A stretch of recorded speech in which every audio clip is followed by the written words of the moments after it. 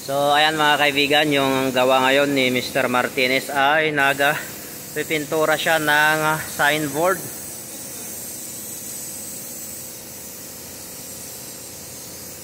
Kaya mapapansin kung ilang signboard to, 2, 4, 6, 8, 10. 10 mga kaibigan na signboard itong kanyang pinipintura.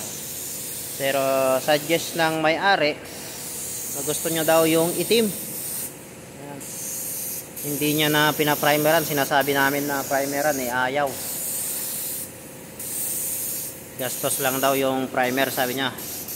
Pero sinasabihan naman namin na madali lang matanggal yung kanyang pintura kapag walang primer. So hindi recommended yung ganyan mga kaibigan na irerekta sa kulay yung ating pipinturahan. So dapat yan sana ay naka-primer bago na tayo maglagay ng kanyang kulay talaga. Lalapitan natin. Okay.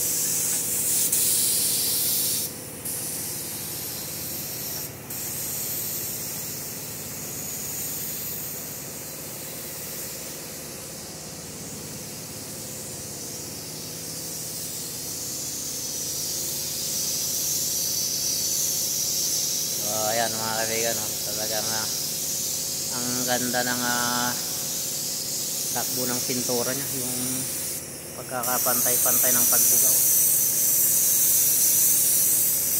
Kapag akong nagbuga niyan parang may alon.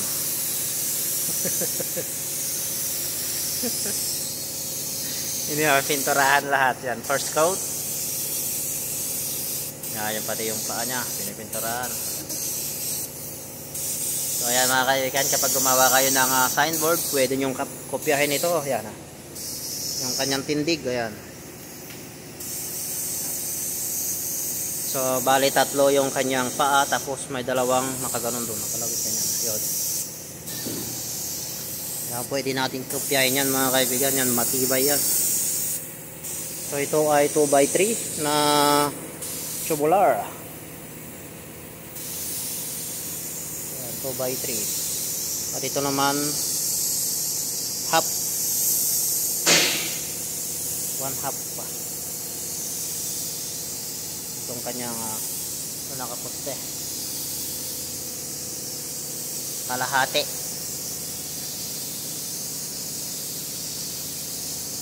Ayan. Kanyang pagbuga.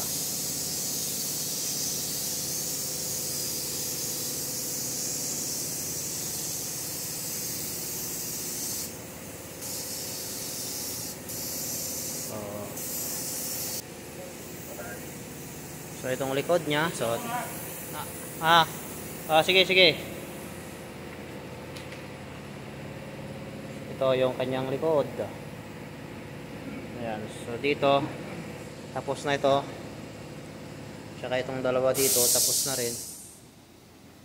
Ito hindi pa. Kaya mapapansin nyo yan. Wala pang kulay, di katulad dito na cleared na siya. Okay na.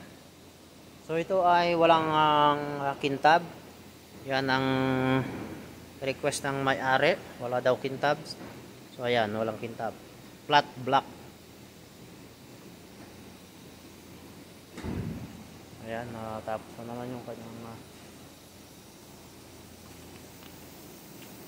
pintura. Ayan, titimpla.